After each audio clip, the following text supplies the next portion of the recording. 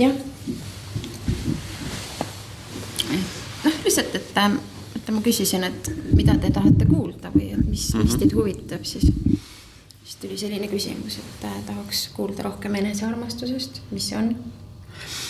Et sa enne ütlesid ka, et inimesed päriselt ei saa aru sellest, on ju. Et mis see siis tähendab, et kõik räägivad enesearmastusest, on ju, ja väga paljud arvavad, et see on egoism.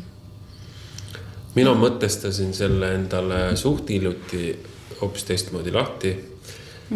Ma ei ole kindel, kas kõik mehed sellest nagu päriselt aru saavad, aga ma arvan, naised saavad. See on tegelikult läbi sinu ühe mõtte. See on see, et see on see nagu tingimata armastuski. Tingimusteta armastus, et see ongi see tegelikult, et kui me õpiksime ise ennast tingimusteta armastama, et see on see point. Ehk siis me võtame sellisena, nagu me oleme, me ei kritiseeri ennast, me ei heida endale mitte midagi ette. See automaatselt on ikkagi, kes see meid maha teeb kõige rohkem, ise teeme. Ja minu nägemus, või mina mõtestasingi selle, et see on nagu ema tingimusteta armastus oma lapse vastu peaks olema ka meil igal ühel enesearmastusega. Et ükskõik, mida sa ka ei tee, et sa oled endale olemas ja sa andestad ise endale. Sest ma olen nagu Hispaanias jalutades, siis ma ka nagu mõtlesin selle peale, et inimesed tulevad ja lähevad, sul tekivad kellegiga konflikt kaob ära ja minu enda keha, mina ei ole minu keha, aga minu enda keha on igasuguse jamaga muga alati koos. Ta ei jäta mind maha, jätab mingil hetkel selles suhtes jätab, aga ta ei jäta mind maha, ta kannab kõike seda jama minuga kaasas. Ja mida ma siis teen selle asemel, et teda tänada selle eest, et ta minuga nagu kõige selle jamaga koos on, siis ma kritiseerin, või sa oled ikka loll ja kuule, sul ikka siin on natukene üleliigsed kilod või sa ütlesid midagi halvasti kellegi teise, kogu aeg nagu käib siuke enesekriitika hästi suur. Ja et selle asemel võiks nagu tehagi oma keha, ka enesearmastus on ju ikka nagu surspillis, mina näen nagu oma keha armastust, et sa lähed käid spaas või teed massaasi või tuled hingama, sest ka hingamine on ju hästi oluline iseenda kehal, et just see enesearmastus ongi nagu oma keha armastamine sellisena nagu ta on ja siis teha ka talle neid tänuks siis neid kingitusi oma keha hooldusega, lõõgastusega, mis seda kehale siukest lõõgastust või head tunnet tekib. Ja see tuli nii pullilt, et ma läksin vist mingid uimuspükse endale ostma. Kõndisin seal Fuengirola tänavate peal ja läksin neid ostma, siis ma mõtlesin, pediküür, ma lasin oma varbad korda teha ja siis ma tegin need varbad korda seal, küüned lõigati, lihviti kõik asjad ära ja siis näed, see on tänu, aitäh keha, ma tegin sulle väikse kingituse selle pediküüri näol. Et mina mõtestasin seda endale sellisena. Meil ei ole nagu olnud päriselt seda emapoolset tingimustut armastust enamasti. No aga mingi nägemus meil ikka nagu on, et vaat kui see ei ole ju ikkagi ühtegi, ma ei saa öelda nüüd, et ühtegi, et ikkagi kui see laps sünnib, siis ema vaatab, tegelikult isa samamoodi vaatab, nii ilus, ei hakka sul on ikka suured põsed või ma küll mäletan, et kui mul poeg sündis, siis sõitsime bussis ja siis tuttavad küsisid, et kuule, et kuidas on, nii ilus laps, aga nii karvane, et nagu pärdik natuke. no näed, ja juba tuli. No ma ei öelnud seda oma lapsele, aga kuidagi sellel hetkel ma teda niimoodi iseloomustasin. No see oleks kohe muidugi kuna Alar ütles, et ta pidi ilus laps olema, aga nagu pärdik karvane. Poisil olid siin, õlad olid karvased, kui ta no jah. Kui pojakene vaatad kunagi seda, siis palun vabandust. Aga päriselt vaata, naised, kui nad ootavad last, siis väga paljudel on mingi ootus juba selle lapse suhtes. Et mina küll olen väga väheste puhul nagu kuulnud seda, et nad ütlevad, et ükskõik mis sugu, eks ju, ja ükskõik mis välimus ja siis on kindlasti juba selge, et nad juba tahavad, kui tuleb poiss, siis poisist tuleb see, on ju. Ja kui tüdruk tuleb, siis tuleb see, eks ju. Et ikka hästi palju ootuseid on päriselt oma lapsele juba emal varakus, nagu juba ema isas. Juba seal siis? On. Et see, ja võtta, mõjutab ka see, eks ju. Ja mõjutab ju väga palju ka see, kui näiteks oodatakse näiteks poissi, aga tahetakse tüdrukut või vastupidi, eks ju. Oodatakse tüdrukut, tahetakse poissi. Et see ka mõjutab. Ja ma arvan, et väga palju tänapäeval neid keisid on tulnud. See on üks põhjus kindlasti. See on kindlasti erinevaid põhjuseid, aga see kindlasti mõjutab.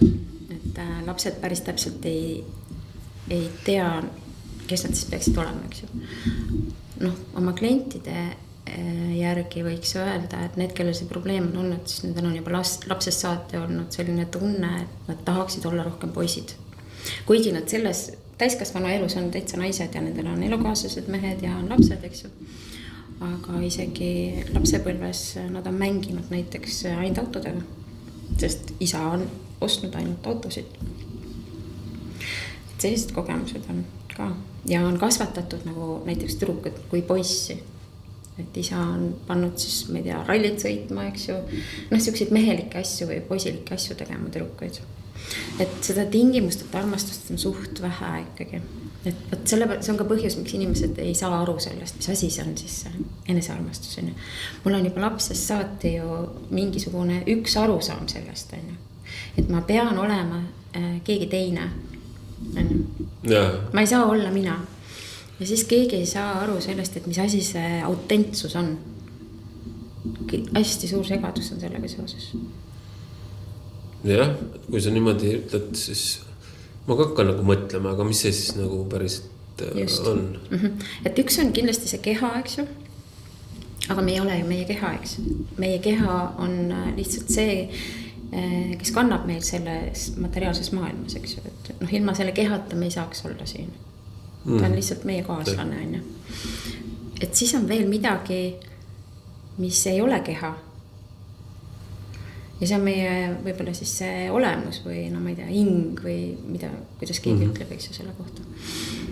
Et see, mis sa rääkisid keha kohta on väga hea, eks ju, et hoolitsema keha eest, see on nagu kindlasti väga oluline, aga teine on see, et võtta vastu enda olemus. No jah, vaata. Enda mõttemaailm, eks ju. Kõik see sinna juurde kuulub. Aga seal on jälle see, et võtta vastu enda olemus, et mida see siis mida see tähendab, eks ju, just, täpselt. Et ja minu jaoks, mul on ka olnud see terve elu üks suur küsimus, on ju. Et kuidas siis nagu see enesearmastus nagu täiuslikult siis välja näeks, on ju.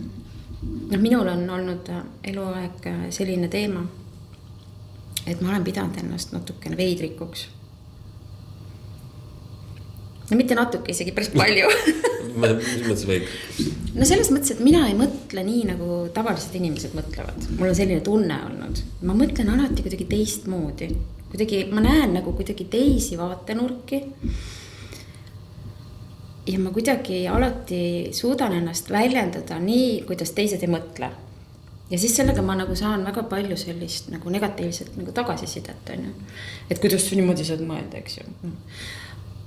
Ja siis ma olen pidanud ennast kuidagi teistsuguseks selle pärast. Ma mõtlen teistmoodi asju. Ma nagu näen teistmoodi neid asju. äkki sa ei näe teistmoodi, lihtsalt teised saavad valesti aru. Ja see on ka üks probleem olnud, et minust saadakse valesti aru ka kindlasti. Ja see on mul tänapäevalgi ja ma arvan, et see on asi, millega ma pean hakkama leppima lihtsalt. Et vaata, human designi järgi ma olen see 5, 5-2, 2-5. Et see 5 on selline ketser, on ju. Ketser on see, kes on teisiti arve. Noh, vanasti neid põletati tuleliidal, on ju. Et siis mul on nagu see sama asi. Mul on sellega hästi kaua maadelnud päriselt. Et mul on nagu selline tunne, et ma nagu ei kuulu tänu sellele mingitesse seltskondadesse, sest ma lihtsalt olen nii veider. No mina küll ei ütleks seda. Minu meil hakkas nagu klapp ikkagi minust. No ja siis õnneks on selliseid inimesi, kes nagu on nagu oma jope, eks ju. Aga väga palju ei ole selliseid inimesi. Nagu suht ikkagi vähe. Et selles mõttes on hea, et ma tegelen teraapiaga. Et ma saan inimestele alati seda teist vaatenurka tuua, eks ju. Et väga tihti inimesed ütlevad, issand, nii pole ma mitte kunagi mõelnud. Et nagu just see ongi nagu see, no millega ma olen nagu endaga nagu hakanud leppima. Et ma saan öelda endale, et aga võib-olla selles on minu mingi kingitus, on ju. Et see on minu olemus lihtsalt. Ma ei saa midagi teha, eks. Olemus siis näidata nagu teist vaatenurka või minu olemus nagu näha asju teistmoodi või, teise nurga alt. Mõelda teistmoodi. No aga ma arvan, et igal ühel on oma kindlasti selles suhtes elavad, kuidas mulle õpetati ka, et mulle hästi nagu see meeldis. Me igaüks elame nüüd tegelikult nagu oma maailmas, millest me nagu ei saa aru, sest me arvame, et 2 kätt, 2 pea, 2 jalga, nii, me oleme kõik ühesugused, me mõtleme kõik ühtemoodi. Ja siis arvame, et igast asjast on võimalik ainult ühtemoodi aru saada, aga noh, ongi tähelepanu on kuskil mujal ja võib-olla lause rõhk on mõeldud ühele sõnale ja keegi võtab sealt üles, paneb rõhu hoopis teisele sõnale ja kohe kontekst muutub. Või teine on ka see, mida ma enda puhul olen märganud, et näiteks sõnumitele on omastarust räägid jumal rahulikult ja omastarust nagu väljendad, aga inimesel sõnumi kaudu ju ei jõua kohale see millise emotsiooniga. Tema võib öelda, et sa ründad teda üldse seal ja just see emotsionaalne seisund on siukse koha peal, et ta paneb sellele kogu sellele tekstile selle rõhuasetuse hoopis kuskile mujale ja siis teeb sealt omad järeldused. No kindlasti, aga lihtsalt nagu see on minu tunne on nagu, et ma kuidagi nagu erinen, et võib-olla see on lihtsalt minu tunne ka. Aga noh, ma tean ka, kus see tuleb, eks, et see on kindlasti sealt lapsepõlvest, et lihtsalt see on minu teema olnud. Ja nüüd võtta nagu seda osa endas vastu, et me ei kritiseeri ainult oma keha, eks. Me kritiseerime oma olemust ka. Ma ei tohiks nii mõelda. Ma peaks mõtlema nii nagu teised. Ma peaks rääkima nii nagu teised. Ma peaks nagu üldiselt ma peaks olema nagu teised, on ju, kogu aeg see võrdluse koht ka, on ju. Et siis see olemuse vastu võtmine on teinekord võib-olla isegi keerulisem. Kui see keha vastu võtmine. Mulle tundub endale. No, ma mingis kohtades ka läheb sinna samma. Mitte, et ma tahaks, ma selles suhtes olen ikkagi ma pean ennast siukseks mässajaks, et ma ei taha olla teistmoodi. Ma tahangi olla teistmoodi. Et ja ma ei taha teha nii, nagu keegi ütleb, et võt nii on õige, vaid ma tahan teha nii, nagu mina seda asja näen. Just. Aga enesearmastus on lihtsalt see, et sa iga päev hakkad harjutama ennast vähem kritiseerima või siis lõpetad üldse selle ära. Jah, aga seal natukene peab eelnema mingi eellugu. enese kritiseerimist vähendada, selle jaoks sa pead kõigepealt seda tähele panema. Paljud ei pane ju isegi seda mitte tähele. Sa oled teadlik sellest oma sisekõnest, mida sa päriselt ütled endale. Ja väga paljud teevad seda nagu automaatselt. Et see on juba niivõrd harjumuspärane päriselt, et nad isegi ei arva, et see on mingi kriitika. On ju? Mul tekkis, ma ei saa öelda, et konflikt, aga mul üks sõber ütles enda kohta halvasti. Ma ütlesin, et miks teed seda, et miks sa enda kohta halvasti ütled. Ei noh, see oleks ikka väga nõme, siis kui ma isegi enda kohta ei tohi nalja teha. Ma ütlesin, et vaata, aga sealt tekib see, et kuidas meie mõistus töötab, et tema ei tee vahet sellel heal ja halval. Ja kui sa ise ennast materdad pidevalt, ütled, et ma tegin nalja, keha võtab seda kui tõde on ja siis sa oledki nagu siuke õnnetu ja trossis ja porised ja et no see on nagu väiksele lapsele ütled halvasti on ju ja siis laps hakkab nutma ja siis ütled talle, et kuule, et ma tegin nalja, laps ei saa aru sellest päriselt on ju, sest temal oleks see väga hinge, et ma arvan, et see keha on meil ka nagu lapse tasand natukene. Et kuna siin on nagu meil kõik see talletatud, kõik need igasugused traumad on ju, kogemused on meil siin kehas, eks. Siis ta nagu on natukene selline lapse tasand on ju.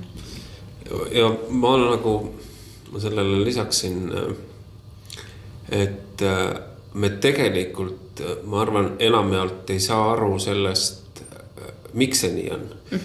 Ja mina enda jaoks tegin selle, see on sellepärast nii, et head ja halba tegelikult ei ole olemas. Tegelikult, ükskõik mis olukord, muuda vaatenurk, see muutub hoopis teistsuguseks.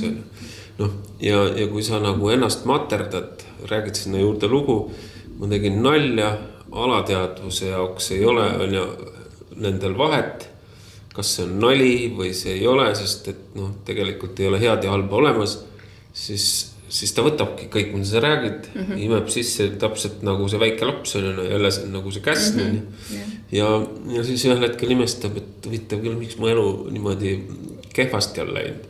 Ja siis hakkad võib-olla, ma ei tea, kui hakkad mõtlema, et oota, aga milline minu sisekõne on.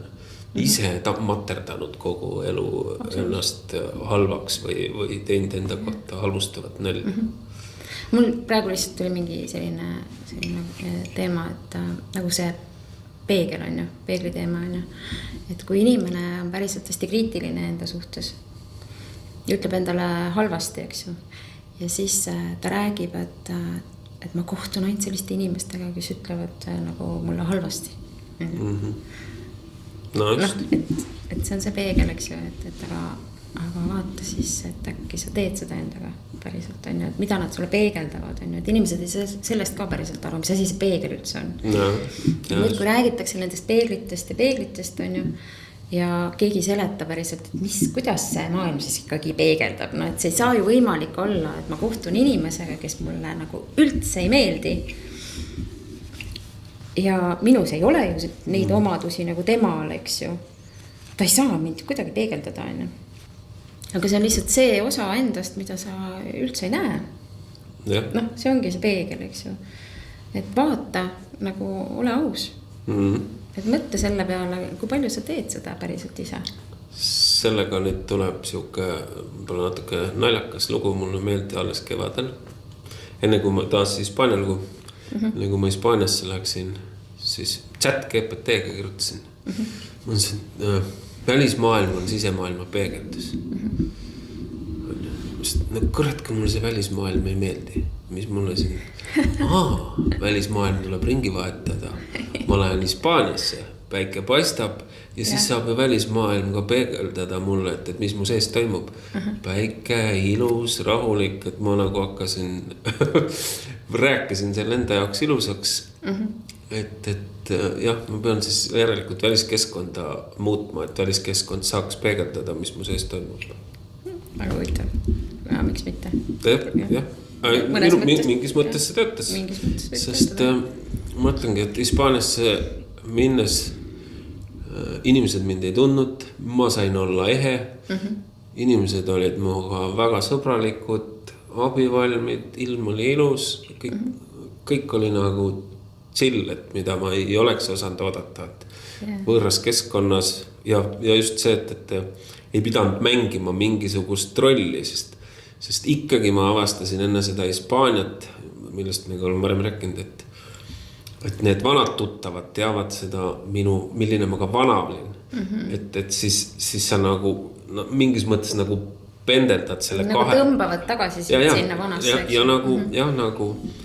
Ja siis sa nagu pendeldadki nagu nii-öelda selle kahe vahel, et siis sobitud natukene nagu siia uue poole peale ja siis üritad natukene ka sobitada sinna selle vana poole peale. Siis pärast nii kui avastad selle, miks teed seda? Kui nad ei aktsepteeri sind sellisena, me ei taha ju, üks elu elatud, me ei tea, võib-olla on rohkem, elad ühte elu ja siis sa raiskad seda selle jaoks, et kellegile teisele meeldida ja lõppkokkuvõttes on ju see ainult arvamus, mida teine mõtleb. Tegelikult sa ei tea, mida teine inimene mõtleb. No ja vaata, kui inimene nagu ütleb sinu kohta midagi, siis ta ju ei räägi sinust, ta räägib iseendast tavaliselt, on ju. Et ta saab sind nagu kuidagi solvata oma jutuga ainult sellisel juhul, kui sa nõustud temaga, on ju. Kui sa nõustud sellega, mida ta sulle ütles, eks. Et kui ta ütleb sulle näiteks, et sa oled loll, on ju. No arvatavasti sa siis ise arvad seda ka, kui sa solvad sulle peale, on ju. See ei saa sulle haiget teha, kui sa päriselt iseendast niimoodi ei arva ju, on ju nii. Aga väga paljud, kas sa oled nagu tähele pannud, et inimesed väga palju ütlevad enda kohta, issand loll mulle. Ja mina olen ka seda väga palju teinud. Ma ei imesta, kui ma automaatselt võib-olla vahest ise, kui ma millegiga hakkama ei saa, võin isegi praegu öelda seda. Aga ma juba märkan seda sellisel juhul, on ju. Aga väga paljud inimesed ütlevad enda kohta nii. Ja siis, kui keegi teine tuleb sulle seda ütlema, siis ütlema, mis õigusega? Ise oled. Mina tänasel päeval pigem, kui ma seda märkand, siis ma ütlen inimestele, et miks sa ütled enda kohta halvasti. Ja kas ei peeta siis targutajaks? Vahest peetakse, aga nad ei saa seda ka ümber lükata. Kui ta ütleb enda kohta, et ta on loll ja ma ütlen, et ta ütle enda kohta halvasti, siis see ei ole ju targutamine, sest et ta just ütles enda kohta halvasti. Et mingis mõttes. Ei ole nagu seda, eks päris palju on muidugi tänaseks inimesi, kellega pidevalt suhted on nagu muutunud ka, et teavad, et sa oled juba natuke veider. Ma olen ka veider, jah. Et võib-olla, kui siukest asjad on pigem, siis kuskilt võib-olla sealt mineviku tuttavatest, aga jah, suures pildis on ikkagi see, et kui ma ikkagi räägin, siis kuigi ma võin olla uhuu ja see erinevad need või püha isa või, et siis ikkagi üldjuhul ikkagi nad peavad nagu nõustuma, et see, mis ma räägin, et ei olegi päris jama, kuigi ma käin igasugustel ka nendel sektidel, nagu sina oled. No, lähme siis veel uhuuks ära või? Sa ütlesid, püha isa öeldakse su kohta, eks ju. Sümboolselt mees ongi nagu jumal. Meest kui sellist mehe energiat või üldse nagu meest nagu seostatakse jumalaga. Et isegi mõnedes kultuurides nad õpetavad nagu kuidas paari suhtes nagu omavahel suhelda, eks ju, et siis nad ütlevad, et on hea, kui naine vaatab oma mehe peale kui jumala peale.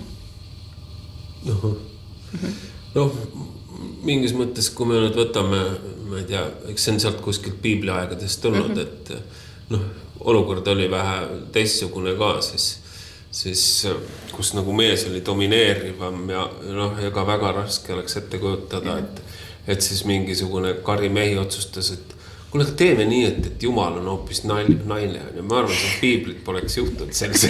Arvatavasti. Aga sümboolselt mõeldes, siis vaata, mees on ju see, kes võtab nagu suurema vastutuse, eks ju. Ja mees on selline, kes nagu juhib, veab, eks ju. On selline vastutav pool, on ju. et siis noh, sümboolselt võiks ju öelda, et Mingis seal mõttes on mingi tõetera sees ka, on ju. Jah, aga ikkagi seda, ma olen ikkagi veendunud, et ikkagi seda pead hoiab ikkagi tugev kael, mis on Jah, ikkagi ma tahtsin sinna jõuda ja naine on nagu jumalanna. Just. Et noh, paar on ikkagi paar, eks ju. Et ideaalis oleks see, kui naine vaataks oma meest, kui ütleme siis jumalat ja siis mees vaatab oma naist kui jumalannat. Sellega seoses mul tuleb see, ma võib-olla olen rääkinud, ühes laagris oli meil see töötuba oli ja oli samamoodi töötoas oli siis, et kõik mehed on siis need jumalad, naised jumalannad. Ja no, lihtsalt erinevalt planeetidelt ja siis nad saavad ühel kokku ja siis peab nagu ütlema, mehed pidid siis ütlema naistele, mida nad naistes imetlevad, naised siis meestele. Just. Ja siis ma läksin sinna ette ja me pidime eraldi naiste juures käima. Niimoodi, et tunnetad, kelle juurde sa tahaksid minna ja siis mis sa talle tahaksid. Ma kõnnin seal mööda saali ringi ja siis ma vist lõpuks 2 või 3 naise juures käisin. Aga ma mõtlesin, et ma ei tea, mingi siuke meeletu suur aukärtus nagu tuli. Ja ma mõtlesin, et ükskõik, mis ma selle naisele ütleksin, seda oleks nagu liiga vähe. Ja oligi, noh, tuligi see siukene jumalanna tunne selles, et siis ma kosserdasin, kurat, kõik käivad, kelle, noh, nagu ühe juures, teise juures ütlevad.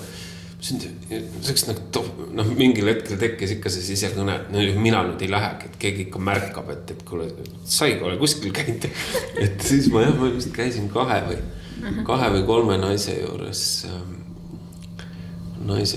ja ühele ütlesin siis, et eluandja või? Jah, et ikkagi naine annab elu.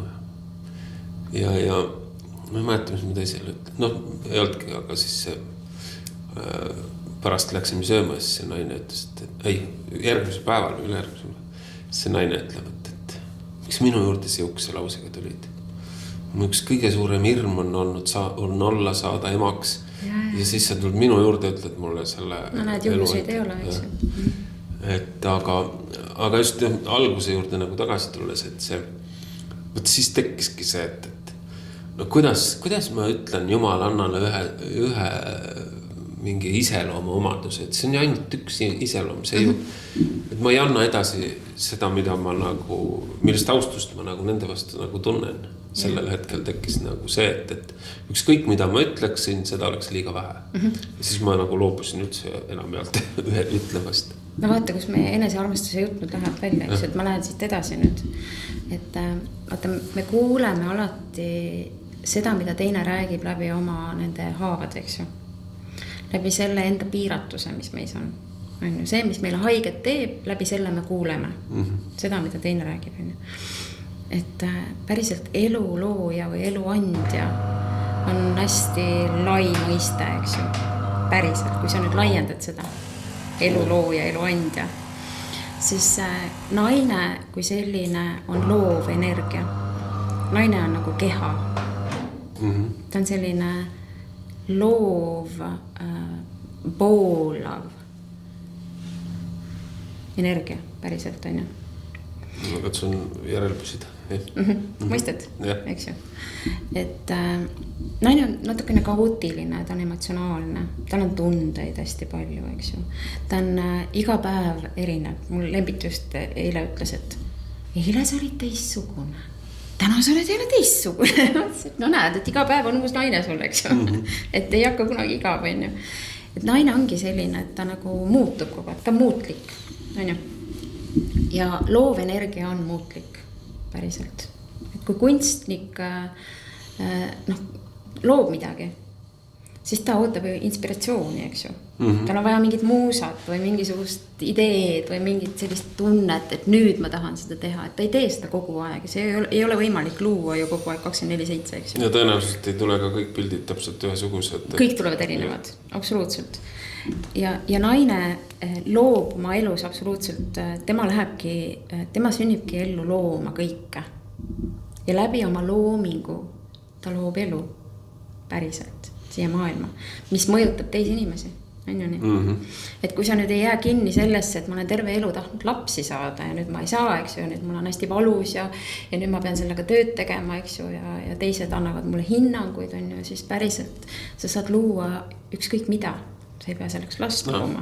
Sa võid elu anda oma loominguga ükskõik, kas või pildile.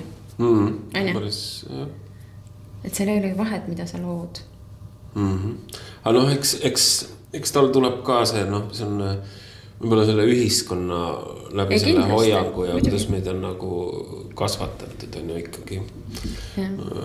Et minul on olnud ka nagu see selles suhtes ikkagi, ma ei tea, kas see on ühiskonnast tulnud või mina olen tahtnud oma elus ikkagi mingist väärtust luua. Ja üheks on kindlasti see, et mul oleks järglased, mul on lapsed, et ma olen tundnud nagu, et kui mul nagu lapsi ei oleks, et siis ma oleks nagu raisanud seda kohta, kus ma praegult olen, et ja ei, aru saada, aga ma mõtlen seda, et päriselt ega kõik naised ei pea sünnitama, et selles mõttes see surve ühiskonna poolt on nii suur, eks ju, et miks sa juba ei sünnita, miks sa juba lapsi ei saa. Vähemalt ega see, mida sa nüüd ütled, see on ikkagi mina ei ole näiteks kuskilt sihukest vaatenurka isegi mitte kuulnud varasemalt. On ju loogiline ju päriselt, on ju. Et naine elabki loomingus päriselt, et meil on lihtsalt ühiskonnast läinud naised hästi palju sinna meeste maailma. Mehed on need, kes otsustavad, lahendavad, eks ju, otsivad igasuguseid koostööpartnereid, teevad lepinguid, on ju, nad on sellised, elavad rohkem siin peas, on ju. Nad on nagu, öeldakse, et see pea on nagu rohkem Jumalaga siis ühenduses. Et sellest tuleb ka siis see, et mees on nagu Jumal, eks ju. Siis meil on ühiskonnas läinud asjad kuidagi tagurpidi, on ju. Naised tahavad, kusjuures täna ma kuulasin ühte huvitavat podcasti, kus räägiti sellistest vanadest mingitest vandenõuteooriatest, igast üksteist huvitavatest teemadest ja sealt tuli üks väga huvitav teooria muideks või siis ma ei tea, või siis on päriselt ja ma isegi ei kahtle, et see on päriselt mõnes mõttes. Et feminism on välja mõeldud meeste poolt päriselt. Aha. Mis põhjusel?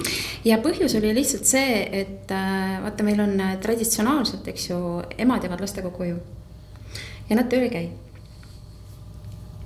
Ja see on kasutamatu tööjõud. Ja siis ühel hetkel mingisugused mehed istusid, panid pead kokku ja mõtlesid välja, et kuule, täiesti nagu raisatud tööjõud siin praegu, on ju. Et mis teeks üks asja, et kutsuks naised tööle. Naised on nõus tegema tööd odavama raha eest, vähema palga eest. Teevad seda korralikumalt ja pikemalt. Ja. On ju? Ja siis nad mõtlesid välja feminismi, eks ju, et naiste õigused, naised tööle. Ja siis mingisugused naised võtsid sellest sabast kinni ja mina arvan, eeldatavasti on enamuses siis sellised nagu mehelikumad naised on ju, kes siis nagu hakkasid sellest mõttest nagu vägagi kinni on ja nüüd hakkasid siis seda eest vedama. Päriselt naistele ei meeldi see feminism.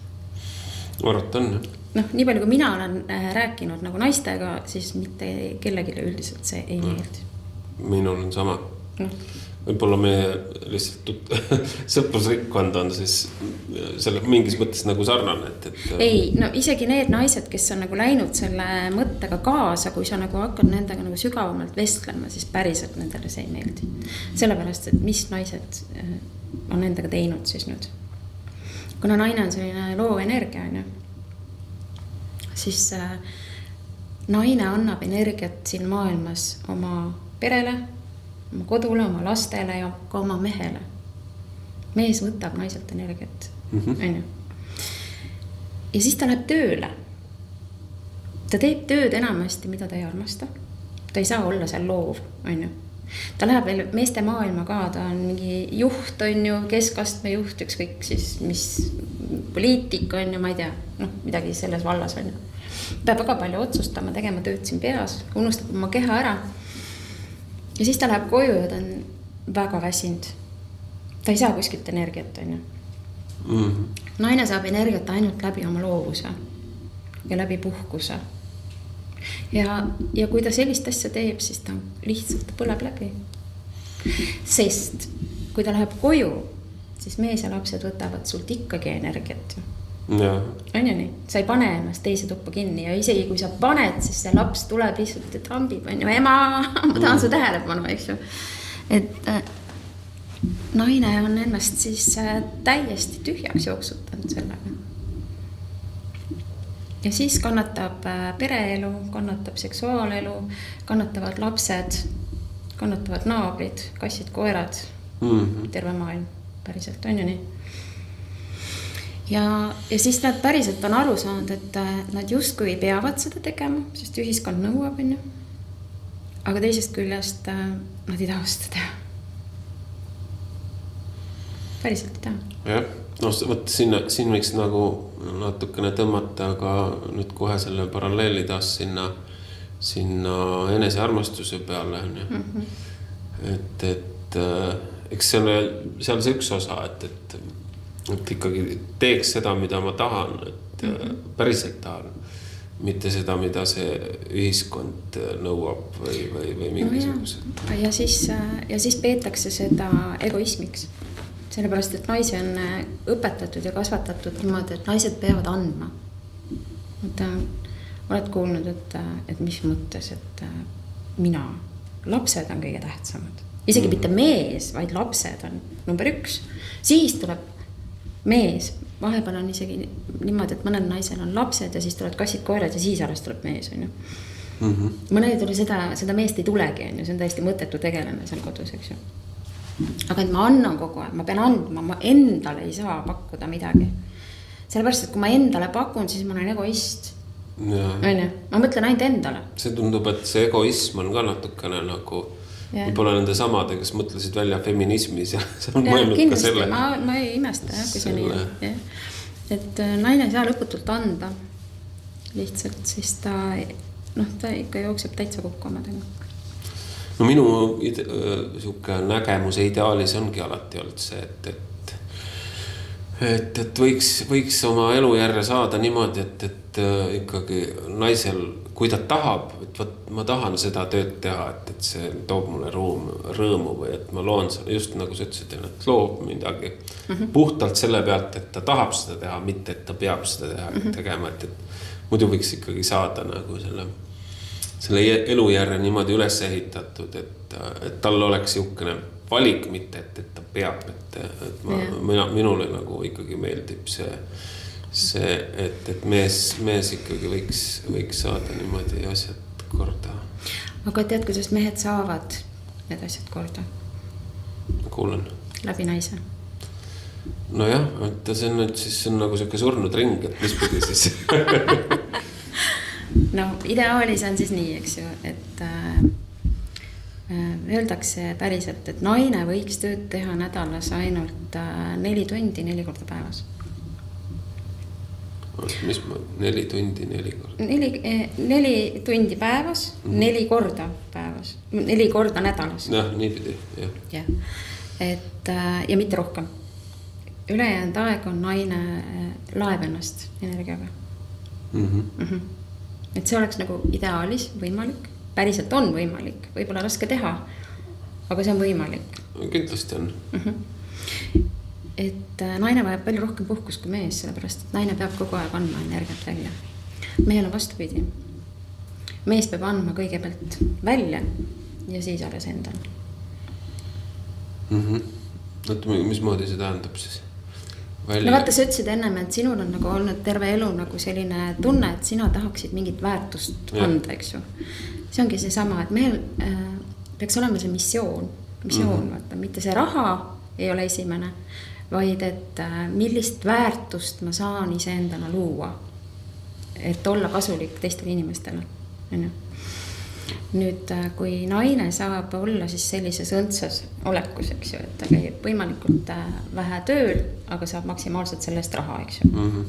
Kui naine on oma naiselikus energias, nagu tõeliselt naiselikus energias, siis see naine on väga rikas. Ta lihtsalt loob raha, müstiliselt, lihtsalt loob. Kui naiselik naine töötab näiteks mehe alluvuses kuskil ja ta tahab palka juurde, siis ta läheb ja küsib ja ta saab. Nii käib see asi. Sellepärast, et ta lihtsalt on sellises energias. Enamasti ma arvan, sellised naised ei ole kellegi alluvad. Lihtsalt. Nad juba niivõrd teavad juba, kes nad on, mida nad elult tahavad, kuidas nende rütm on, eks, et nad ei lähe enam kellaajast kellaajani tööle kuskil. Aga ideaalis võiks see nii olla, eks. No nii. Ja kui see naine nüüd on energiat täis ja naine laeb ennast energiaga ainult väljaspool kodu. Naine kodus energiat ei saa. Ta peab minema sõbrannadega jutustama, eks, ta peab minema tegelema oma mingite ägedate hobidega, mis talle tootud naudingut pakub, eks ju. Ta võiks minna spaasse, massaaži, võtta vanni nädalas vähemalt korra, eks ju. Tegeleda selliste mõnusustega, mis teda nagu täiega nagu laeb. Ja siis ta tuleb koju ja ütleb oma mehele, et sa oled parim. Ma usun sinusse. Kõik, millega sa tahad tegeleda, ma usun, et sa saad hakkama.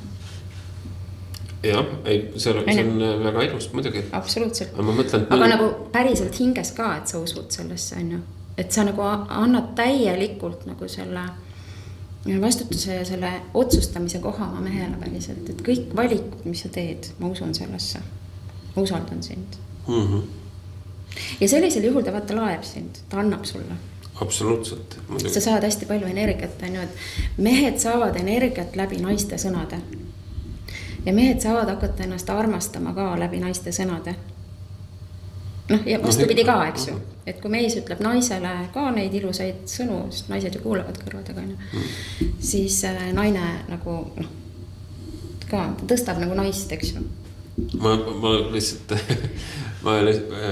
tekkis seal vahepeal mõte, et mõni võib öelda selle peale, et aga kui naine tööl käib, siis ta saabki seal töö juures laadida ennast. Naine laenas tööl. Ei, no jah, aga võtta sealt, mul lihtsalt korraks nagu tuli see, et no see sõltab tööst muidugi. Kodust välja minema, väljas saab laeti. Ei, siis läheb tööle, läheb seal siis ennast. No kui naine teeb tööd, mida ta väga armastab, siis jah, siis ma arvan, et see on isegi mõeldav. Aga valdav enamus, ma arvan, 80% kindlasti ei tee seda tööd, mida nad tahaks teha. Või siis isegi, kui nad teevad sellist tööd, siis nad teevad seda liiga palju ja nad ühel hetkel nendel ammendab ära nagu, ei jaksa vaata, eks ju. Et väga vähesed teevad tööks midagi sellist, mida isegi saaks nimetada mitte tööks, vaid nagu ägedaks hobiks.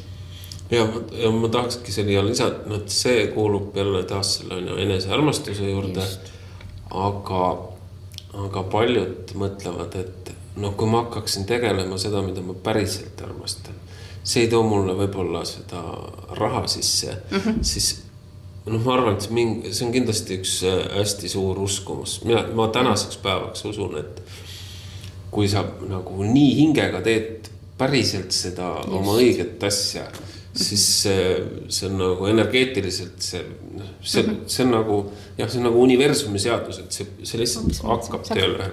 Lihtsalt vaata, naine on nagu magnet. Mees ka, kui mees teeb ka midagi, vaata, annab seda väärtust, loob seda väärtust väljapoole, eks ju, siis samamoodi sa muutud magnetiks lihtsalt, on ju. Et kui naine teeb nagu tõesti naudinguga midagi, siis see energia tõuseb temas nagu nii kõrgele. Et ta lihtsalt hakkab nagu müstiliselt tõmbama endale inimesi, raha, küllust, olukordi, kõik hakkab looma lihtsalt. See elu kuidagi, öeldakse, et kui sa oled elule kasulik, see tähendab seda, et sa lood väärtust väljapoole, siis elu armastab sind. Noh, see on jah, see on Ainu. tegelikult suht loogiline.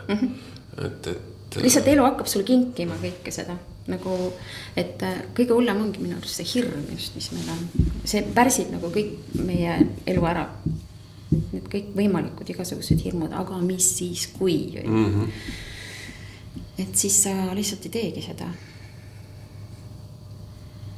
jah, sest ükskõik, kui sa teed nagu päriselt siukse innuga neid asju, vägev, sa ju iga mõte tuleb hoopis teise koha pealt, kui see ellujäämisrežiimi mõte on ja ellujäämisrežiim ei ole ju mõeldud loomiseks, see on vaja ellujäämiseks. Siis su enese väljendus, iga lause, mida sa kuskile kellelegi helistad, sa hoopis teed seda teist moodi. Et selle jaoks ei ole mingit maagiat ega müstikat vaja, vaid see lihtsalt hakkabki niimoodi tööle. Absoluutselt. Ja see on nagu see, mida inimesed päriselt ei usu. Sellepärast, et inimesed ei usalda elu.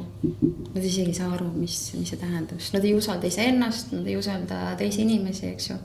Mis asja, mis see elu, mida ma usaldan elu või? Et mis see veel on? Eks see on niisugune mingis mõttes nagu raske üldse aru saada, mida see tähendab, et usalda elu. No see on see, et ma usun sellesse, et päriselt ma olen igal ajal hoitud. Et ükskõik nagu, et kui ma teen midagi enda heaks, siis päriselt elu hoiab sind. Aga noh, vaadates neid vanu, ma kuskil nägin toodi välja veel, et ta isegi juba kunagised vanemad multifilmides oli see, et tähtis on leida endale kindel töökoht.